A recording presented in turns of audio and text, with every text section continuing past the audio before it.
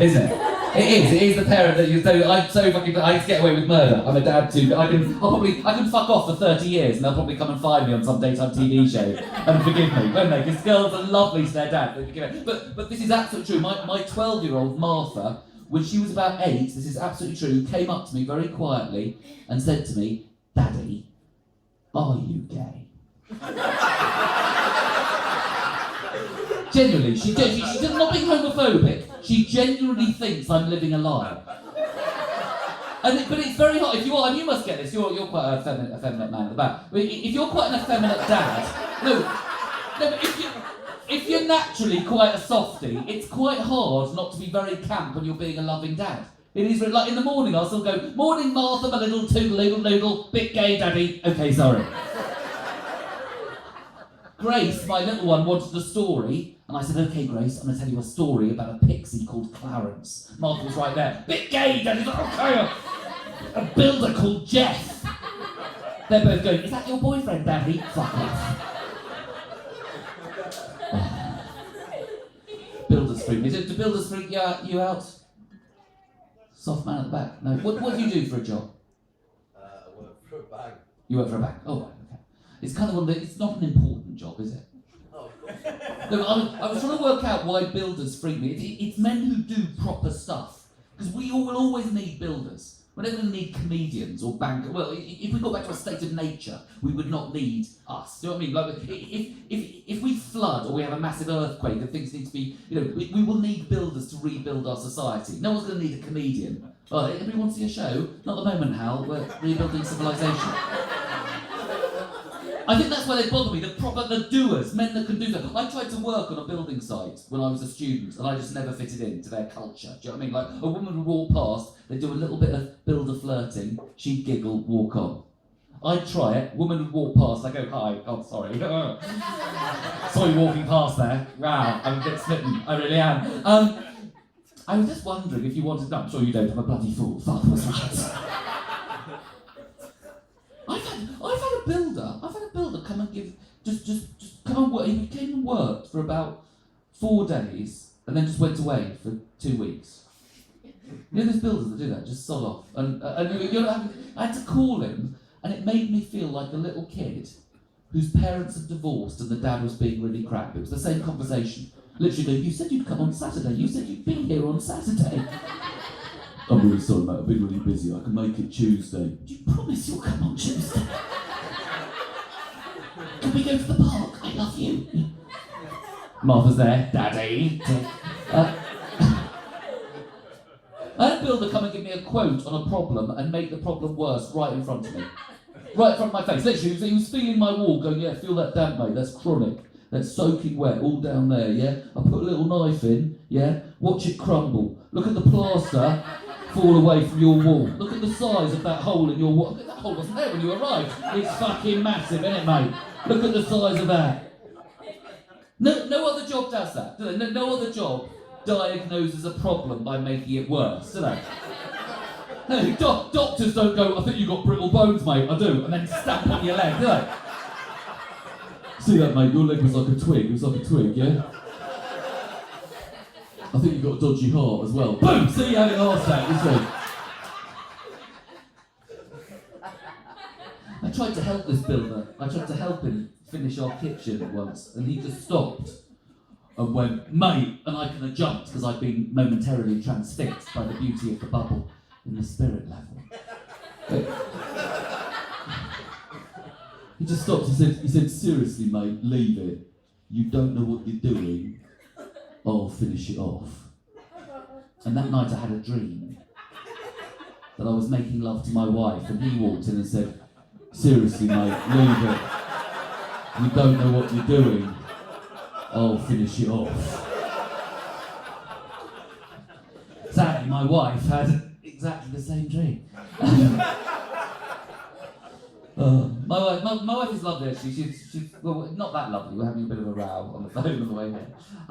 That's absolutely true. She's Northern Irish, my wife. So yeah, quite hard to understand what she's saying.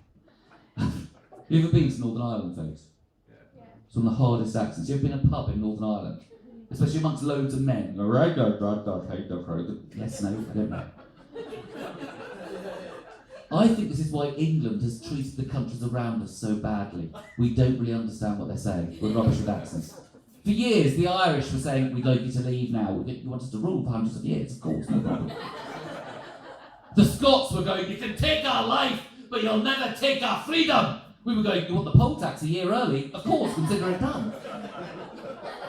Hard accents, what is that? But Northern Irish also has the fear factor, doesn't it? My wife's accent is scary. My children are genuinely more frightened of my wife than they are of me.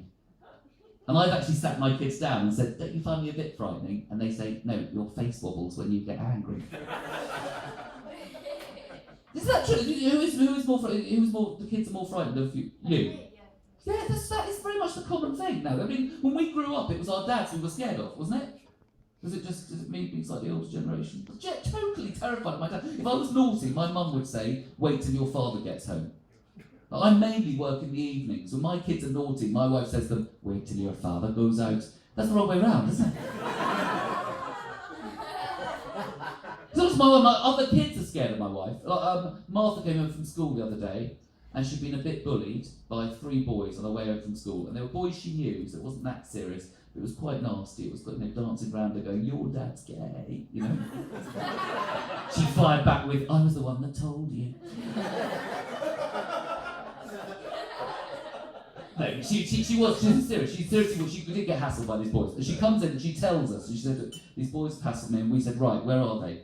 And she said, they're in the park behind the house. So me and my wife walk round to the park behind the house, and I walk up to these 3 boys, 11 and 12-year-olds, and I said, excuse me boys, can I have a word? My wife steamed past, got right in their face and said, if you come near my daughter again, I swear to God you will pay. 2 of them burst into tears, I promise you. Just straight, like I was literally left going, yeah, what she said, fucking watch it. She's just got that fury, she doesn't care. She doesn't care where we are, she will just explode. She is angry, you can't have a quiet row with my wife. Like if we're in a shop and she just thinks, I mean, I can't have a loud row. I'm very sort of middle class, I'd rather grow a tumour than make a fuss. But we're there and literally I'm trying to have a quiet row and she's going, I think you're being a little bit unfair, a little bit selfish about that. She'll say, you're an asshole! You really are! And I have to do my fake laugh then. I have to do my, nothing to see. You doing your fake laugh, Hal? You doing your fake laugh? I don't think you can stop this. I don't think it's it's just terrible. She scares me when she's being loving with that voice. It's like, Hal, I love you very much. Okay, great, thanks a lot. Cheers. I want to spend the rest of my life with you. Okay, we'll do that. I feel safe when I'm with you. That's ironic. But yes, I don't know. Northern Ireland, obviously, Ireland is a very divided country, and it's, my wife is a Protestant from Northern Ireland, so a very hardcore Protestant, from a very Catholic town. She's slightly fucked up, Gave me a pair of Union Jack boxer shorts for Christmas. When I take them down, she gets furious. One reader of a big paper. So I really like that joke. I think it's really clever. And some people just go, that's not in Hello magazine.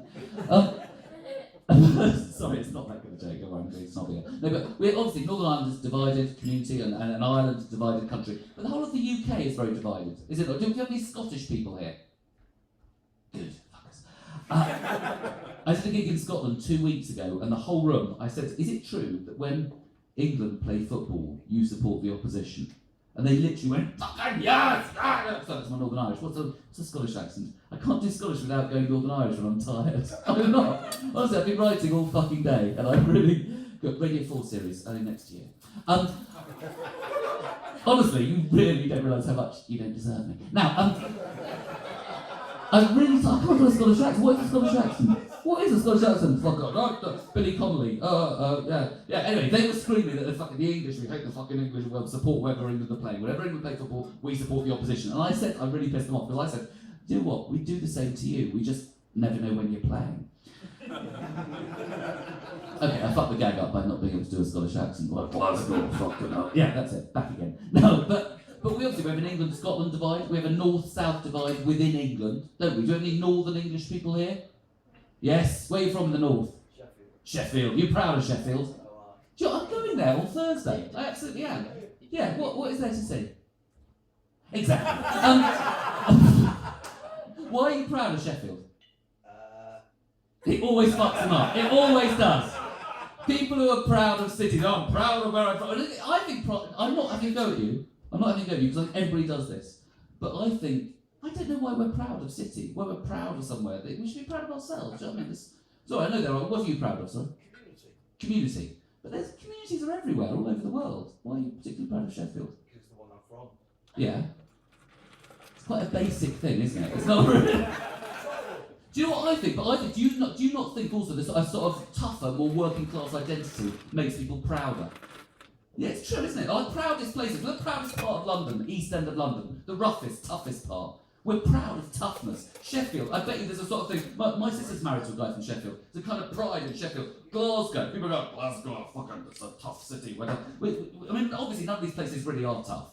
No, on a world scale, anywhere in Britain is fucking pathetic. We are pussies in terms of murder and violence. We are pathetic.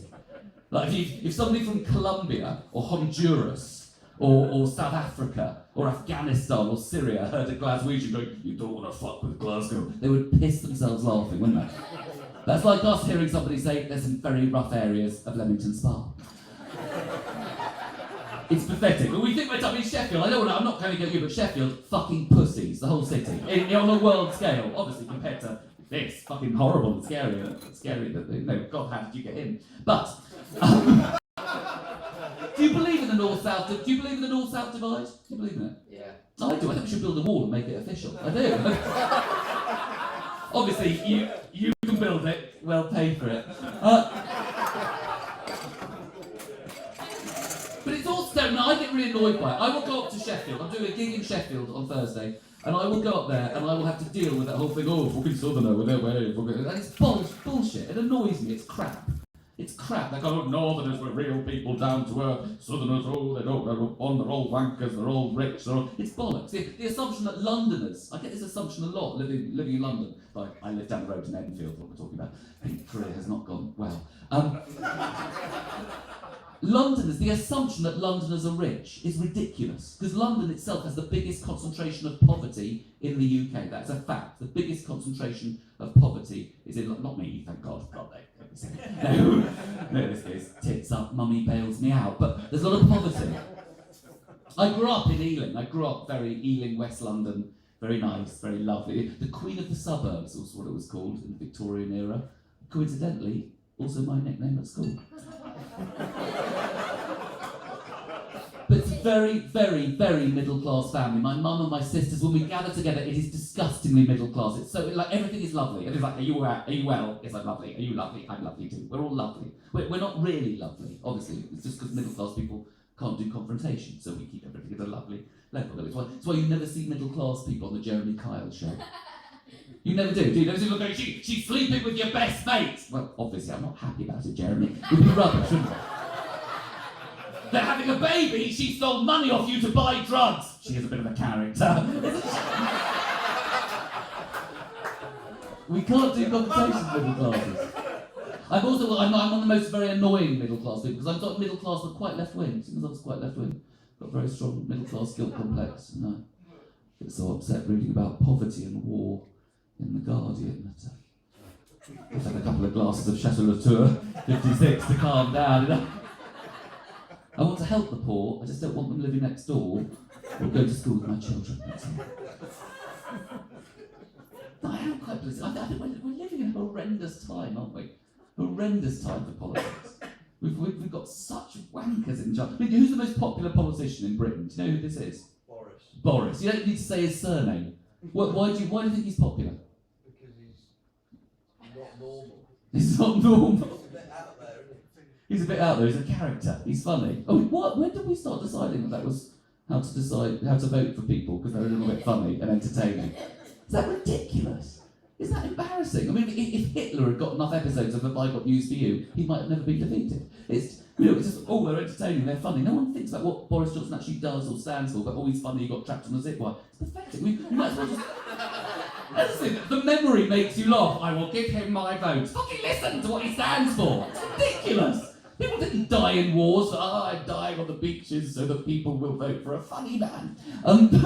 But it is ridiculous. It really annoys me. We should just, maybe if we want to turn politics into showbiz, let's just fill the cabinet with people, entertainers. No, Jeremy Clarkson as Foreign Secretary, yeah? We'd be at war in 12 hours. Do you understand that? We'd have Anton Deck at the Home Office. They'd be brilliant, because Anton Deck would deal with the extradition of fundamentalist preachers by having a phone-in, wouldn't they? They'd do a phone-in. Well, right, the lines are now closed. It's time to decide who's next to leave the country. Abu Qatada, it might be you. There's something, people get really angry about fundamentalist preachers and often don't know what they're charged with. Just, they look weird, send them away. And I'm not saying they're not guilty. Look, do you remember Abu Hamza, who had one eye and 2 hooks for hands? Do you remember this guy? It looks scarier than that. That looks quite camp, doesn't it? This is an absolutely real conversation. In my kitchen, when he got extradited to the US, it was October last year, I remember it came on and said, Abu Hamza's being extradited to the United States. My wife stood in the kitchen and went, good job! And I went, why? What's he done? What do you know about the case? She said, he looks like a pirate. That's absolutely true. And he got sent to America and they took his hooks away from him, took his hands off him. Which is cruel, that is cruel treatment. They should have replaced them with something to make him a little less fundamentalist. And I'm thinking, jazz hands, yeah? You can't be fundamentalist with jazz hands. You can't do it, can you? Be like, my brothers, I don't want to be in America. You're in the desert America. When a man loves a woman, he covers her face and makes her walk 10 yards behind him. Yeah, controversial. I don't know. We do. I don't know. We seem to be living in terrible times. We've got awful politicians.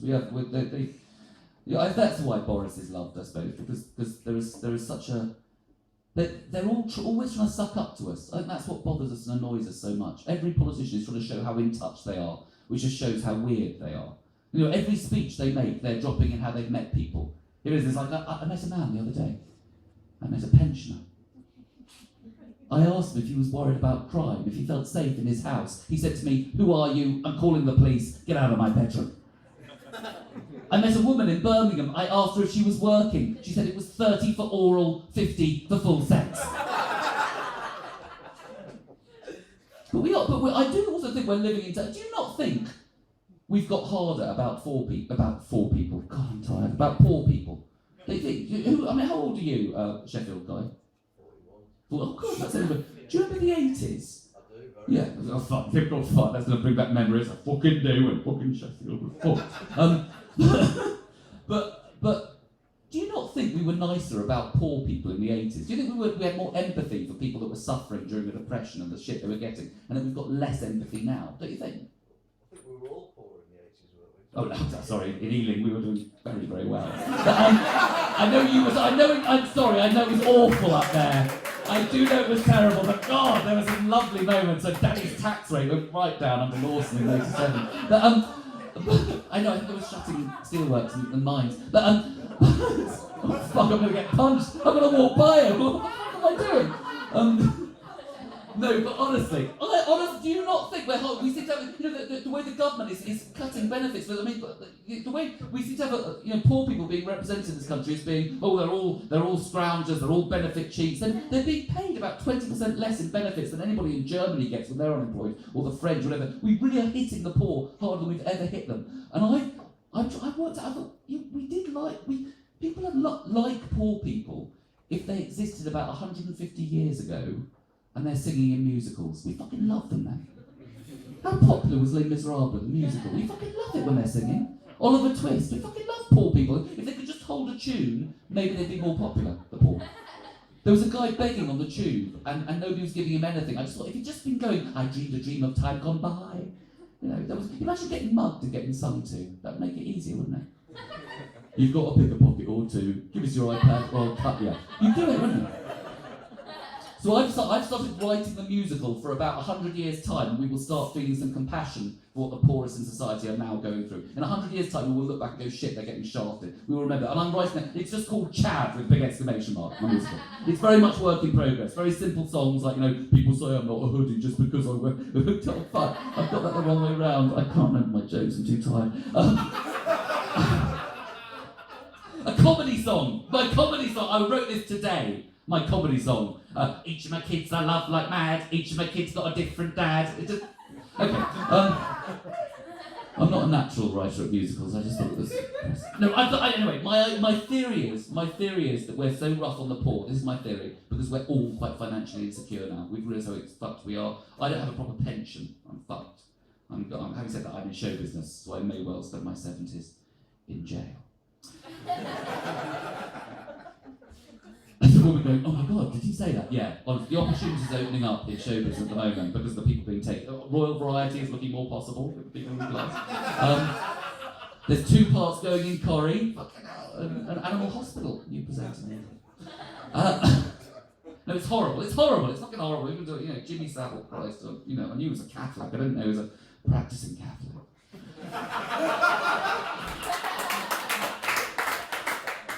There's gold, isn't there, amongst the shit? There's some gold. No, I've lost the women now. But what was my point? No, this is the horrible thing. People that you love, people that you care about let you down. It is horrible when people do that. People that you really appreciate get turned out to be abusers and pedos and stuff. It's horrible. It's like, at the Olympics last year, I went to the Paralympics, I saw Oscar Pistorius run. I thought, oh, the Oscar Pistorius. And that is blown for me now, because that man is, I believe, a murderer. He's absolutely, he's beat his girlfriend with a cricket bat and shot her 4 times. He's an all-round sportsman, isn't he? But horrific, man, horrific. His defence is ridiculous. He's got a defence that he hears an intruder, he goes and gets his gun and just fires into the bathroom door. That is just, who does not check where their partner is? Who does not roll over in bed and go, I think there's an intruder, I'm going to go deal with it. Or as I would say, I think there's an intruder, can you go and deal with it? My wife would be brilliant with her voice. She'd be brilliant. She'd be outside the bathroom door. You've got 3 minutes to go out. I must say, it sort of ruined the Paralympics for me, that whole thing, because the whole Olympics thing was so special, and all those it's all those people who we don't usually see being famous sports people. Famous sports people in general are incredibly dull. I mean, are you Wimbledon fans? Have you been watching Wimbledon? Yeah, do you find they play they're beautiful, amazing athletes, and they're interviewed afterwards, and they're such dull fuckers, aren't they? They're such dull people. I mean, it's amazing that. I mean, who's the TV personality who's a tennis player? Let's guess, Sue Barker. Ooh, you're very funny. What a boring, dull person she is. Amazingly dull. I can't believe Sue Barker has a career. I'm not being horrible and bitter because I don't, but fucking hell, how the fuck does she get to host programs? She's you're very funny. She's an amazingly dull person. I mean, all the tennis players nowadays playing beautiful stuff, interviewed afterwards. Yes, well, the first set my backhand was not so good, and I didn't go into the net enough, and I didn't play enough, and by the 3rd set I realised if you play tennis solidly from the age of 5, you don't develop a personality. Even Andy Murray, when he's a dull whinger most of the time, isn't he? And when he shows emotion, it's bloody weird. Did you see his speech when he lost at Wimbledon last year? I'm going to make a speech, it won't be easy! It was fucking weird. Most of the time he's just dull, kind of, yeah, well, my backhand wasn't so good and I didn't get it, and I was feeling my back and my legs were hurting, and I've tried to grow a beard. It's just bomb fluff at the moment. I don't even like tennis, I'm just too scared to tell my mum. But the biggest bastards in sport, I think the biggest bastards are footballers, aren't they? There's no doubt about it, that football. Have you any football fans here? Yeah. Oh, we need more female football fans. I'm not being condescending there. I think it's men that have ruined football. It's men that seem to really lack perspective about it. I mean, I'm a very crap football fan. I was a QPR fan. My dad took me in 1975 to see QPR play Everton. I was 5 years old. And do you remember that, lads? Are you a QPR fan? Sorry, you started to discuss. No, that's fine. Well, what was the discussion about? What did you just say? No, what was it? Matt used to play football for pro team. Oh, really? Yeah. God. Are you a bit of a wanker? Is it just... No, but it's so hard to find a footballer that's nice, isn't it? Nice. Oh, you were quite nice. That's probably why you didn't make it. It's only the bastards. It really is. It's only the total wankers, isn't it? It's so hard to find a You watch the England team walk out onto the field. They all walk out with a small child. And there's such... You're trying to make them nice, look nice. They've got a little kid, little mascot with them. Those are all their children from extramarital affairs. You know that, don't you? It's the only time they see them. That's the only time they walk out. So how's school? Is school going well with you? Who are you? They're bastards, these men. Wouldn't it be nice to have a national team where you actually liked the players? Wouldn't that be amazing? Just nice, sensitive guys. Not oversensitive, because that would be quite crap for football, wouldn't it? It's a big game, how do you feel? We're a bundle of nerves, we really are. You picked up some injuries. Wayne's hurt his knee. Stevie's got a headache. You know? A camp team would be devastating. A camping team with camp fans. You know, the opposition would shit themselves, wouldn't they? If England skipped Campy out onto the field. You know? We could sing them show tunes from the stands. Luck be a lady tonight. They score a goal, we're not going 1-0, 1-0. We're going supercalifragilisticexpialidocious. But fans aren't like that. That's the problem. Fans are not. Fans are not. You know, they don't seem to have perspective on anything football, male football fans particularly. I heard a Man United fan talking about the retirement of Alex Ferguson, and he honestly made this comment. This is absolutely true. It's on the radio. Actually, I heard this several times from people around this time. He said, when I heard that Fergie was retiring, it was like a death in the family for me. That's what he said. And the presenter said, yeah, mate, I understand. Not, you emotionally retarded twat. Because wouldn't that be lovely just to see the end of a media indulging football fans with no sense of perspective? Just see the end of the season. It goes to match of the day. Gary Lineker's there. End of the programme. Well, if your team's been relegated and you're sitting at home crying, maybe it's time you redirected your energy to something that matters, like your wife and kids. Good night and grow up. And that'd be lovely to hear that one. He said this constant media indulging of people with no sense of perspective. Football's the only sport where fans have to be separated because they might fight. It's the only sport with that level of abuse of the referee. A referee's career was ended because of death threats. It's unbelievable. The lack of it's so fucking childish and embarrassing. I think men use football to express emotions they can't express in other parts of life. That's why they behave so badly. When they are chanting vile shit at the opposition, they want to be chanting, I can't express my feelings! I can't express my feelings! I've clinical depression! I need a therapy session! La la la la! La la la la! That's what I want to be shouting, yeah. I'm gay and I can't tell my mates! I'm gay and I can't tell my mates! Ooh, I'm bipolar! That's really what I want to be shouting. You've been a delight, you really have. Honestly, I've really enjoyed this, and my radio series. I don't know my plugging that. I've got a tour.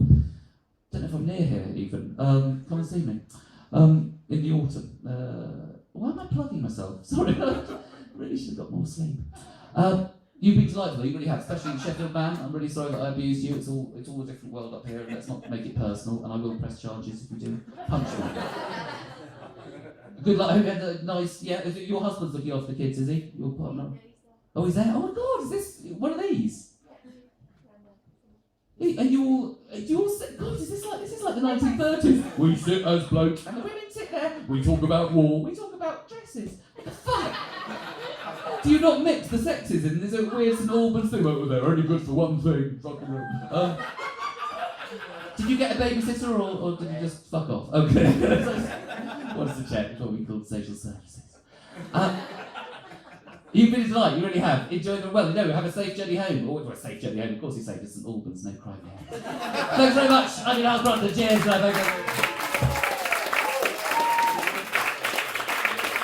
Thanks very much, the fantastic Mr. Hal Cruttendon. This is the end of the night. We had fun. So this night stops now and really starts back in September, first Tuesday in September. So keep a lookout for the posters who will be performing. Always bloody you line up, so get your tickets in advance, guys. You've been lovely. Thanks very much for coming out. Please, can you put your hands together? And a massive round of applause all the acts you've seen this evening. First episode of the fantastic Tom Goodley. My name is Lee Goodley. You've been absolutely lovely. Thanks very much for coming out. Please, massive round of applause as you're firing out the fantastic Mr. Hal Cruttendon.